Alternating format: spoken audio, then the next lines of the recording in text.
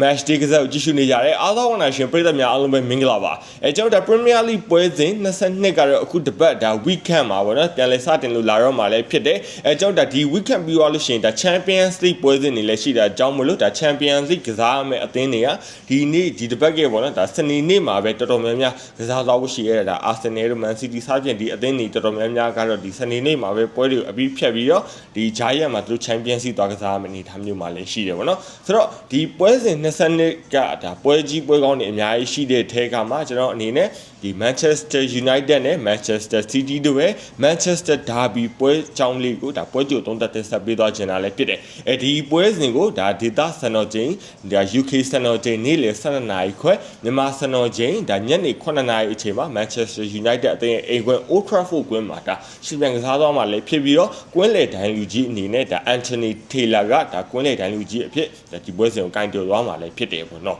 ဆိုတော့ဒီပွဲနဲ့ပတ်သက်ပြီးတော့ကျွန်တော်အနေနဲ့ပွဲကြိုသုံးသက်တင်ဆက်ရမှာတကယ်စာရွက်ပေါ်မှာရှိနေတဲ့ data အချက်အလက်ကိုလည်းအသုံးပြုမယ်ပြီးလို့ရှိရင်တစ်ဖက်က reality ပေါ့နော်ဒါတကယ်အပြင်မှာ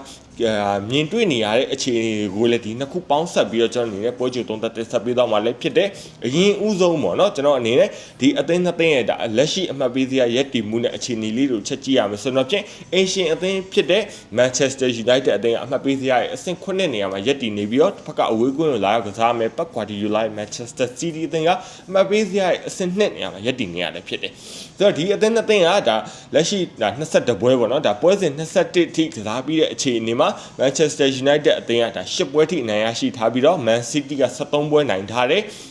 Manchester United အသင်းကဒါ10ပွဲတည်ကြထားပြီးတော့ဒီ Man City အသင်းက4ပွဲတည်ကြထားခဲ့တာလည်းဖြစ်တယ်เนาะဒါရှုံးပွဲအရေးအတွက်ကိုကြည့်ရမယ်ဆိုတော့ဖြင့် Manchester United အသင်းက22ပွဲကစားပြီးတဲ့အချိန်မှာ5ပွဲရှုံးနေထားပြီးတော့တစ်ဖက်က Man City အသင်းက4ပွဲရှုံးနေထားတယ်ဆိုတော့ဒီ22ပွဲကစားပြီးမှာတော့ဒါရှုံးနေမှုတော့တိတ်ပြီးမကွာလာဘူးပေါ့နော်ဒါတေးကြထားတဲ့နေရာမှာလဲ Man United အသင်းအနှဲငယ်ပို့ပြီးတော့ဒါ Man City က4ပွဲတေးကြပြီးတော့ Manchester United အသင်း10ပွဲတေးကြထားတယ်ဒါ9ပွဲရလက်မှာတော့ဒါ Man United အသင်းက10ပွဲအနိုင်ရရှိပြီးတော့ Man City က73ပွဲအနိုင်ရရှိတာဆိုတော့ကိန်းကနန်းအရာဒါအမှတ်ပေးစရာရက်တည်မှုရတော့ Manchester City အသင်းအမှတ်ပေးစရာအဆင့်2 Manchester United အသင်းအဆင့်9နေရာမှာရက်တည်နေရလဲဖြစ်တယ်ပေါ့နော်ဆိုတော့ဒါဂိုးသွင်းယူမှုအခြေအနေကိုကြည့်မယ်ဆိုတော့ပြင် Manchester United အသင်းကပွဲစဉ်21အထိကစားပြီးတဲ့အချိန်မှာစုစုပေါင်း36ဂိုးထိသွင်းယူထားပြီးတော့တစ်ဖက်က Man City အသင်းကတော့45ဂိုးထိပေါ့နော်ဒါဂိုးတွေသွင်းယူထားတာကိုကြည်ကြံအဖြစ်ဒါ Man City အသင်းကဒါ9ဂိုး10ဂိုးလောက်တော့ပိုများနေတဲ့အနေအထားမျိုးမှာရှိတာလည်းဖြစ်တယ်ဒီအသင်းနှစ်သင်းရဲ့ပေါ့နော်ဒါပွဲစဉ်တစ်ပွဲစီတိုင်းမှာဒါပြင်းမြဂိုးသွင်းယူထားတဲ့အနေအထားကိုကြည့်ရမယ်ဆိုတော့ဖြစ် Manchester United အသင်းကပွဲစဉ်တစ်ပွဲကိုအနည်းဆုံး2ဂိုးထိသွင်းယူထားတာကိုပြင်းမြအနေနဲ့သိရပြီးတော့တစ်ဖက်က Manchester City အသင်းကလည်းဒါပွဲစဉ်တစ်ပွဲကိုပြင်းမြသွင်းဂိုး2ဂိုးဆိုတော့ဒီအသင်းနှစ်သင်းရဲ့ဒါသွင်းဂိုးပုံမှန်ပြင်းမြသွင်းဂိုးပုံမှန်ကတော့ပြီးတော့ကိုက်ညီနေတာလည်းဖြစ်တယ်ပေါ့နော်ပြီးလို့ရှိရင်ကျွန်တော်ဒါ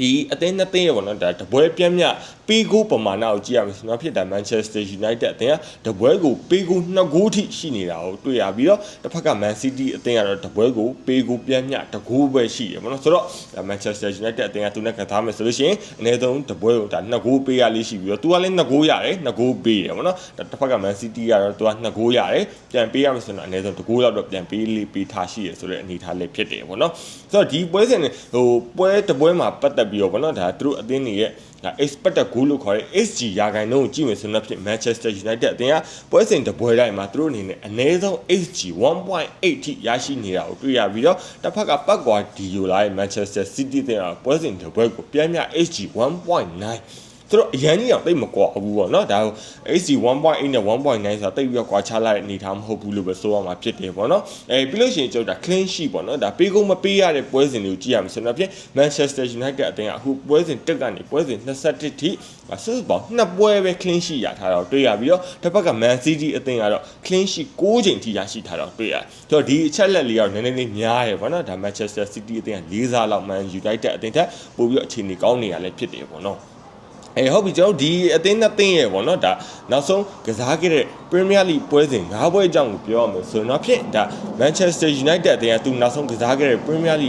Premier League ပွဲစဉ်9ပွဲမှာဒါ3ပွဲတည်ကြပြီးတော့တပွဲနိုင်တပွဲရှုံးဆိုတဲ့ရလဒ်ကိုပိုင်ဆိုင်ထားရတယ်တွေ့ရပါတယ်ဒီ3ပွဲတည်ကြထားတဲ့နေရာမှာနောက်ဆုံးကစားခဲ့တဲ့ Burnley အသင်းကိုတည်ကြတယ် Burnley အသင်းကို2-2ပြီးလို့ရှိရင် Leeds United အသင်းကို1-1ပြီးလို့ရှိရင် Wolverhampton အသင်းကိုလည်းကိုယ့်ရဲ့အိမ်ကွင်းမှာ1-1တည်ရလဒ်3ပွဲထွက်ခဲ့ပြီးတော့အနိုင်ရရှိခဲ့တဲ့ပွဲကတော့ Newcastle အသင်းကိုတကူးကူးမရှိဆိုတဲ့ရလဒ်နဲ့ကိုယ့်ရဲ့အိမ်ကွင်းမှာပဲအနိုင်ရရှိခဲ့တာမျိုးရှုံးနေခဲ့တဲ့ပွဲစဉ်ကတော့ဒါ Aston Villa အသင်းကိုသူတို့ရဲ့ Villa Park မှာဒါနှစ်ကူတကူဆိုတဲ့ရလဒ်နဲ့ဒါ Manchester United အသင်းရှုံးနေခဲ့တယ်ပေါ့နော်အဲ့လိုမျိုးအနေအထားရှိပြီးတော့တစ်ဖက်က Manchester City ရဲ့ဒါနောက်ဆုံးကစားခဲ့တဲ့ Premier League ပွဲစဉ်9ပွဲအချိန်ကြီးကြည့်ရမယ်ဆိုတော့ဖြင့် Man City အသင်းကလည်း2ပွဲနိုင်3ပွဲတည်ဆိုတဲ့ရလဒ်ကိုထွက်ထားတယ်တော့ Man United နဲ့တိတ်တောင်မကွာဘူးပေါ့နော်ဒါ3ပွဲတည်ကြထားတယ် Man City ကသူတို့နောက်ဆုံးကစားခဲ့တဲ့ Premier League ပွဲစဉ်3ပွဲစလုံးကိုတည်ကြထားပြီးတော့ဒါနောက်ဆုံးကစားခဲ့တဲ့ Brighton, Chelsea, Sunderlandဆိုင်ဒီအသင်း3သင်းစလုံးကိုဒါတည်ရလက်ထွက်ပေါ်ခဲ့ပြီးတော့ဒါ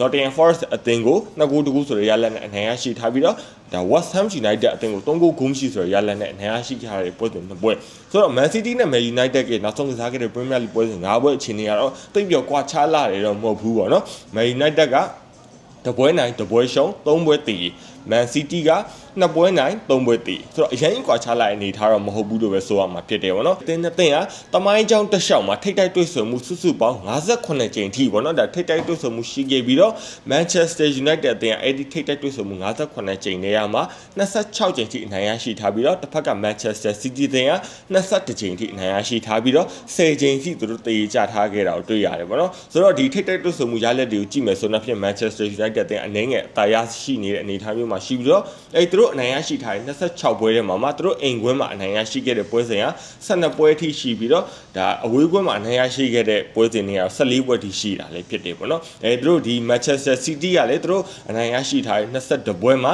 ဒီသူတို့အိမ်ကွင်း Etihad မှာအနိုင်ရရှိခဲ့တာ12ပွဲရှိပြီးတော့ဒါအဝေးကွင်း Manchester United ရဲ့ Old Trafford မှာအနိုင်ရရှိခဲ့တာ9ကြိမ်ထိရှိတာလည်းဖြစ်တယ်ပေါ့နော်10ကြိမ်ကတော့တည်ကြထားခဲ့တာလည်းဖြစ်တယ်သူတို့ဒီပထမအကျော့ Premier League ပွဲစဉ်ဖြစ်ကစားခဲ့တော့ Man City အသင်းကသူတို့ရဲ့အိမ်ကွင်း Etihad ကွင်းမှာ Manchester United အသင်းကို3ဂိုးဂိုးမရှိဆိုတဲ့ရလဒ်နဲ့အနိုင်ရရှိထားပြီးတော့အဲ့ဒီမှနှစ်ကပေါ့နော်ဒါ2024-2025ဘောလုံးရသည်တော့ထိပ်တိုက်တွေ့ဆုံမှု2ကြိမ်မှာတော့ဒါ Manchester United အသင်းကသူ့ရဲ့အိမ်ကွင်းမှာဂိုးမရှိသေးရလဒ်ထွက်ပေါ်ခဲ့ပြီးတော့ Man City ရဲ့အိမ်ကွင်းမှာ2ဂိုးတကူဆိုတဲ့ရလဒ်နဲ့ Man United အသင်းအနိုင်ရရှိထားတယ်ဆိုတော့မနက်ကရလက်ကိုကြည့်မယ်ဆိုတော့ဖြင့် Man United အသင်းကတပွဲတည်ကစားပြီးတော့တပွဲကိုအနိုင်ရရှိထားအောင်ဒါဆွမ်းဆောင်ထားနိုင်ခဲ့တယ်ပေါ့နော်အဲ့ဒီတပြန်နှစ်ကတော့ဒါ Man City အသင်းကပဲဒါသူ့ရဲ့အိမ်ကွင်း Etihad ကွင်းမှာ3ဂိုးတကူ Man United ရဲ့အိမ်ကွင်းမှာ3ဂိုးဂိုးမရှိဆိုတဲ့ရလက်နဲ့အနိုင်ရရှိထားပြီးတော့သူတို့ဒီမနစ်ကပေါ့နော်ဒါဂျားပွဲစဉ် Community Shield မှာတော့ဒါတစ်ဖက်တစ်ခုစီတည်ကြပြီးတော့ penalty အဆုံးဖြတ်မှာတော့ဒီ Manchester City တဲ့အနိုင်ရရှိတဲ့ရလက်တွေလည်းရှိခဲ့တယ်ပေါ့နော်ဆိုတော့ဒီအသင်းရဲ့နောက်ဆုံးထိပ်တိုက်တွေ့ဆုံမှုကတော့အရင်ကွာခြားလာတယ်မဟုတ်ဘူးမနက်ကဆိုလို့ရှိရင် Man United အသင်းကဒါတပွဲတီတပွဲနိုင်ဆိုတဲ့ရလဒ်ကိုရရှိထားပြီးတော့ Man City ရဲ့နိုင်တော့မနိုင်လိုက်ဘူးပေါ့နော်အဲ့လိုမျိုးရှိတယ်ဒီနှစ်မှာတော့ဒါပထမအကြောက်ပွဲစဉ်တော့ Manchester City အသင်းက3ဂိုးဂိုးရှိဆိုတဲ့ရလဒ်နဲ့နိုင်ရရှိထားခဲ့တာလည်းဖြစ်တယ်ဆိုတော့ဒီအသင်းရဲ့ထိပ်တိုက်တွေ့ဆုံမှုတွေကဒါဘလောက်ပဲပေါ့နော်ဒါ Manchester United အသင်းကဘလောက်ပဲခြေစွမ်းအခြေအနေဆိုးရွားနေပါစေအောင်တော့ထိုနည်း၎င်းပဲ Man City အသင်းကလည်းဘလောက်ပဲကောင်းနေပြောဘလောက်ပဲညံ့နေပြောဒီအသင်းထိပ်တိုက်တွေ့ဆုံမှုဆိုလို့ရှိရင်ဒါဒါဘီပွဲစဉ်ဖြစ်တာအညီပေါ့နော်ဒါအသင်းစလုံးကတော့အကောင်ပြောင်းသွားပြီးတော့လုံးဝဟိုတားရဲတပွဲပေါ့နော်ဒါပြန်လဲကြိတ်ကြပြီးတော့ဟိုဘယ်လိုပြောမလဲပွဲကဘယ်လိုမှခံမှန်းဖို့အရန်ခက်တဲ့အနေအထားမျိုးဖြစ်သွားပြီးတော့ဘယ်သူနိုင်မယ်ဆိုတာကိုတက်အပ်ပြောဖို့အရန်ခက်တဲ့အနေအထားမျိုးမှလည်းရှိတာဖြစ်တယ်ပေါ့နော်ဆိုတော့ဒီပွဲစဉ်နဲ့ပတ်သက်ပြီးတော့ဒါဒိုင်ယာရကစားသမားတွေကိုထပ်ကြည့်ရမယ်ဆိုတော့ဖြင့်ဒါ Manchester United အသင်းမှာတော့ဒီ Lacy လို့ပေါ့နော်ဒါ Lacy ကတော့ပြီးခဲ့တဲ့ပွဲစဉ်မှာဒါသူအနီးကနှစ်ဝါတနေနဲ့ထုတ်ပိတ်ခံလိုက်ရတော့ဒီပွဲစဉ်မှာပါနိုင်မှာမဟုတ်ဘူးပြီးလို့ရှိရင်ဒါ Mazaraoui ပေါ့နော်ဒါ Mazaraoui အနေနဲ့သူနေဒါ International Jury ပေါ့နော်ကျွန်တော်ဒီမော်ရိုကိုအသင်းရဲ့ AFCON သွားကန်နေရတာဖြစ်တာကြောင့်မလို့ဒီမော်ရိုကိုအသင်းကလည်းဗိုလ်တူပွဲထိရောက်သွားပြီဆိုတော့ဒီပွဲစဉ်မှာလည်းမာဆာရိုရပါနိုင်မှာမဟုတ်ဘူးပလစ်ရှင်တစ်ဖက်က Manchester City ဘက်ကိုကြည့်မယ်ဆိုတော့ဖြင့် Man City ဘက်မှာတော်တော်လေးကိုဒဏ်ရာရကစားသမားတွေများပြားနေပြီးတော့ဒီ Oscar Bolt ဆိုလို့ရှိရင်လည်းဒါ hamstring ဒဏ်ရာရနေရပြီးလို့ရှိရင်ဒါဒီ Kovacic ဆိုလို့ရှိရင်လည်းဒါကာလာရှီဂျန်ဒဏ်ရာရနေတယ်ပေါ့နော်ပလစ်ရှင် Jesco Gvardiol ဆိုလို့ရှိရင်လည်းဒါ9လလောက်ဒဏ်ရာရမယ်ဆိုပြီးတော့ကျွန်တော်တို့ report တွေတွေ့ခဲ့ရတယ်ပြီးလို့ရှိရင်ဒါ Savinho ဆိုလို့ရှိရင်လည်းပြဿနာရှိတယ် John Stone လည်းမပါနိုင်သေးဘူးဆိုတော့ Manchester City အသင်းကတော့ဒါဒဏ်ရာကစားသမားများပြားနေလို့ပဲဆိုတော့မှာဖြစ်တယ်ပေါ့နော်ဒါအထူးသဖြင့်သူ့ရဲ့ခံစစ်ကစားသမားတွေရဲ့ဒဏ်ရာပြဿနာတွေရင်ဆိုင်နေရတဲ့အကြောင်းမလို့ Man City အနေနဲ့ဒီ Manchester United အသင်းရဲ့ဒီလိုရမယ့်နေရာမှာအနေငယ်ဒါ Pep Guardiola အနေနဲ့ခေါင်းကိုက်စရာအနေထားတစ်ခုလို့လည်းဆိုအောင်မှာဖြစ်တယ်ပေါ့နော်ဆိုတော့ဒီအသင်းနဲ့ပတ်သက်ပြီးတော့ဒါပွဲထွက်ကစားသမားတွေကိုချက်ကြည့်ရမယ်ဆိုတော့ဖြင့်ဂိုးသမားနေရာကိုကြည့်မယ်ဆိုရင်ဒါ Man United အသင်းကဒါ Sunny Lemon ဆိုပဲ goal မနေရာမှာအသုံးပြုမယ်ပြီးတော့ဒီ Michael Carrick ကင်တွယ်မဲ့ Manchester United ကတော့ဒါ၄ယောက်နောက်တန်းနဲ့ပဲကစားမှာပေါ့နော်ဒါ Ruben Amorim တယောက်ပဲဒါ3 back နဲ့ကစားခဲ့ပြီးတော့ကျန်တဲ့နီးပြအဆက်ဆက်ကတော့ Manchester United အသင်းကဒါ၄ယောက်တန်းနဲ့ပဲကစားမယ်အဲ့နေရာမှာဒါ4-2-3-1နဲ့ကစားပြောမလဲ4-3-3ပဲကစားပေါ့နော်ဒါ whatever တို့ဒါနောက်တန်း၄ယောက်နဲ့ပဲကစားသွားမယ်အနေထားမှာရှိပြီးတော့ခုလိုမှနေရာမှာ Sunny Lemons ကိုသုံးမယ်နောက်တန်း၄ယောက်နေရာမှာညာဘက်ချက်မှာ Diego Dalot ကိုပဲဒါ3ချင်မ3ချင်သုံးရမယ်အနေထားမျိုးမှာရှိပြီးတော့ဒီဘက်ဘက်ချက်မှာတော့ဒါ Luke Shaw ကိုသုံး Luke Shaw ကိုသုံးမယ်ဒါမှမဟုတ်ရှင်လဲ Jeremy Doku ကိုသုံးလို့ရပြီပေါ့နော်ဘာလို့ဆိုBrian Mbeumo လည်းပြန်လာပြီဆိုတော့ဒီနေရာမှာဒီဘယ်နောက်ခံကစားလို့မနေရာမှာဒါ Luke Shaw ကို3-3ဒါ Patrick Doku ကို3-3ဘယ်သူ3-3လို့ရသွားပြီပေါ့နော်ပြီးလို့ရှိရင်ဒါCenter back နှစ်ယောက်နေရာမှာတော့တစ်ဖက်ချက်မှာတော့ဒါ Lisandro Martinez ကိုပဲသုံးမယ်လို့ကျွန်တော်အနေနဲ့ထင်တယ်ဘာလို့ဆိုတော့ဒီ league လည်းတန်ရနေရဆိုတော့ Lisandro Martinez နဲ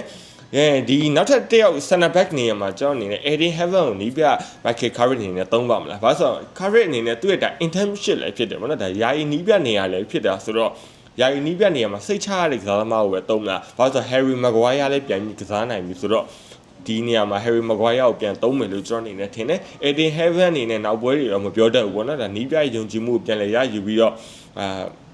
့ပွဲထုတ်ခွင့်ရမယ်ဆိုတော့ရနိုင်တယ်ကျွန်တော်အနေနဲ့ဒီပွဲစဉ်မှာတော့ Harry Maguire ကိုပဲသုံးမယ်လို့ယူဆမိရပေါ့နော်ပြီးလို့ရှိရင်ဒါ Manchester United double pivot သုံးမယ်ဆိုရှင်ဒီနေရာမှာ Casemiro နဲ့ Ugarte ကိုသုံးမလား Kobe Mano ကိုတော့ကျွန်တော်မပြောတတ်သေးဘူး Kobe Mano ကိုလည်း3 ကောင်း3နိုင်တယ်ပြီးခဲ့တဲ့ပွဲမှာလည်းသူဒီ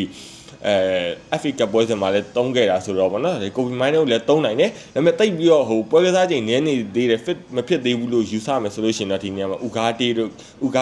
Ugarte နဲ့ Casemiro ကိုပဲတွဲသွားနိုင်ကြီးရှိပြီးတော့ attacking midfield နေရာမှာ Bruno Fernandes ကိုတေချာပါသုံးပြီးတော့ attacking 3ယောက်နေရာမှာညာဘက်အချက်မှာ Brian Mbeumo ကိုသုံးတာပိုကောင်းတယ်ဘယ်ဘက်ချက်မှာ Matthias Cunha ကိုသုံးမယ်ဒါမှမဟုတ်ရှင်လည်းကျွန်တော် Patrick Doku ကိုသုံးတာ Patrick Doku ထပ်စားလို့ရှင်တော့ Cunha ကိုပဲသုံးပါဗောနော်ပိုပြီးစိတ်ချရတယ်အဲ့လိုမျိုးကစားမှသုံးမယ်အထောင်တိုက်စစ်မှုနေရာမှာ Benjamin Sesko ပဲသုံးသွားမယ်အနေထားမျိုးမှာရှိတယ်ဆိုတော့တစ်ဖက်က Manchester City ကတော့ goal မနေရာမှာ Gianluigi Donnarumma ကိုသုံးပြီးတော့ဒီနောက်တန်းနေရာမှာတော့သူ့အနေနဲ့တိတ်ပြီးရွေးချယ်စရာမရှိဘူးဘာလို့ဆိုတော့ဒဏ်ရာရကစားသမားတွေများနေတာအကြောင်းမလို့ဒီညာဘက်ချက်မှာတော့ဒါRico Lewis ကို3-3 Matheus Nunes ကို3-3ပေါ့နော်ဒါဘယ်ဘက်ချမ်းမှာတော့ Nathan Ake ကိုပဲသုံးမဲ့အနေထားမှာရှိတယ်ဒါမှမဟုတ်ရှင်လဲ Nico O'Reilly ကိုသုံးအဲ့လိုမျိုးသုံးလို့ရတယ်ပေါ့နော်ဒါ center back 2ယောက်နေရာမှာတော့ကျွန်တော်ရဲ့ Alieni ကိုသုံးမလားဒါမှမဟုတ်ရှင် Kusano ကတော့တေချာပေါက်ပါမယ် Alieni ကိုသုံးမလားဒါမှမဟုတ်ရှင်ဒီ Rico O'Reilly ကိုသုံးမလားဒါမှမဟုတ် Rico O'Reilly ကိ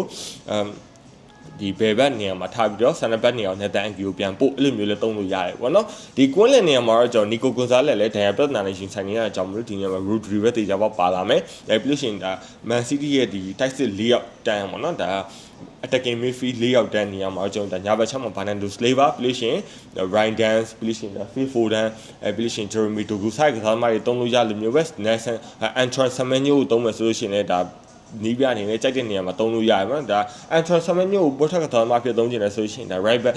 right flag ကိုပို့ဒါဘယ်ဘက်ချက်မှာထားပေါ့နော်ဒါဒီ Antoine Semenyo ကိုဒါညာတောင်မှာထားမှဆိုရှင်ဘယ်တောင်မှာက Jeremy Dokuအဲ့လို့ရှိရင်ဒါကွင်းလယ်မှာ Phil Foden နဲ့ Bernardo Silva ဖြစ်ဖြစ်ဒါ Ryan Jan နဲ့Bernardo Silva ဖြစ်ဖြစ်ဒါမှမဟုတ်လည်း Phil Foden ဖြစ်ဖြစ်ပေါ့နော်ဒါနီးပြအနေနဲ့သုံးလို့ရတယ်ထောင်တိုက်စစ်မှုနေရာမှာ Erling Haaland ကိုပဲအသုံးပြုသွားမယ်အနေထားမှာရှိတယ်ဆိုတော့ဒါတွေကကျွန်တော်အနေနဲ့ဒါအချက်အလက်တွေကိုအသုံးပြုပြီးတော့ဒါပွဲကိုခမန်းပေးတာသုံးသပ်ပေးတာဖြစ်ပြီးတော့တကယ် reality ကိုပြန်ကြည့်မယ်ဆိုလို့ရှိရင်ဒါ Manchester United ပေါ့နော်ဒါအထူးသဖြင့်ဒီ Manchester United အသင်းက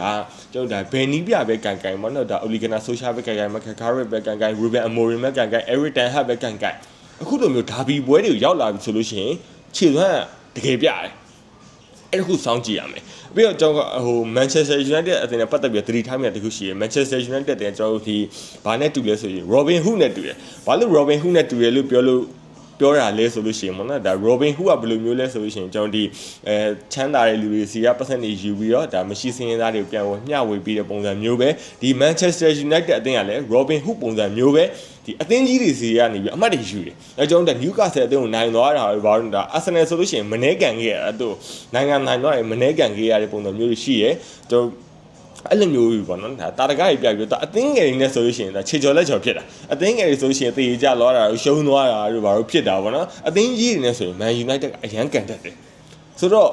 Manchester United မှာအဲ့လိုမျိုး Robin Hood တွေးရလဲပါနေတာဖြစ်တော့ ဒီ Man City တင်နဲ့ထင်လောက်လွယ်မဲ့ပွဲစဉ်တစ်ပွဲတော့မထင်ဘူးပေါ့နော်အကဲဒီ Man United အတင်းခန်းစစ်ကလည်းအားနေနေရဆိုတော့အကဲဒီနဲ့ Eden Heaven ဆိုဘာလို့သုံးမယ်ဆိုလို့ရှိရင်တော့မပြောတတ်ဘူးပေါ့နော်ဒါ Man City ကဟိုဂိုးတွေပဲပြတ်သွားတာဘာညာဖြစ်ကောင်းဖြစ်နိုင်ပေမဲ့ထင်လောက်တော့မလွယ်ဘူးလို့ကျွန်တော်နေထင်သုံးသက်ချင်တယ်အဲဒီနေရာမှာကျွန်တော်တစ်ဖက်က Man City အတင်းကလည်းသူတို့ခန်းစစ်ပြဿနာရှိတယ်ခန်းစစ်ပြဿနာရှိနေတာကြောင့်လို့တပွဲကိုအနည်းဆုံး2ဂိုးထိရယူနိုင်တဲ့ Manchester United အတင်းရဲ့ဒါတိုက်စစ်စွမ်းအင်အားလေးပေါ့နော်ဒီနေရာမှာပြန်လေပြီးတော့တက်ဝင်လာနိုင်ပြီးတော့ Man City အတင်းဘက်ကိုဂိုးရယူသွားနိုင်တဲ့အနေအထားမျိုးမှာရှိရလို့ကျွန်တော်နေသုံးသက်ချင်တယ်ပေါ့နော်ဆိုတော့ဒီပွဲစဉ်တော့တကယ်ကိုအကျိတ်နယ်ရှိတယ်ဒါစိတ်ဝင်စားဖို့ကောင်းတဲ့ပွဲကြီးပွဲကောင်းတစ်ပွဲဖြစ်လာမယ်လို့ကျွန်တော်နေထင်သုံးသက်ချင်မျိုးကျွန်တော်ရဲ့ဒါခံမှန်းချက်ကိုပြောပါဆိုလို့ရှိရင်တော့